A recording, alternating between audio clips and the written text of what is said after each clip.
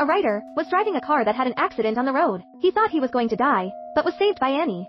Nick's right arm and foot were broken and he couldn't walk. He couldn't live at this time without Annie. Annie, Nick's biggest fan, begged him to let her see his manuscript, and he agreed. After reading a few chapters, Anne complained about the use of vulgar words that Anne could not accept. Her emotions began to spiral out of control, causing her food to spill directly on the bed, which makes Nick afraid of Annie.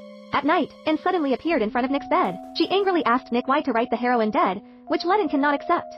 The crazy Annie smashed everything in the room, and she even threatened Nick not to think about escaping here, because no one will know Nick is in his own house. Annie puts Nick's manuscript on the stove, and forces Nick to burn his manuscript and rewrite the ending. In the face of Annie's threats, Nick had to do it. When Nick saw the bobby pin on the ground, he found a reason to let Annie drive into town to buy paper, but he secretly opened the door. Finally, Nick escaped from the room. He tried to make a phone call, but found it was an empty shell. Unwilling, he came to the kitchen and wanted to steal a fruit knife, while the sound of a car came from outside. Nick felt bad. He had to go back to his room quickly.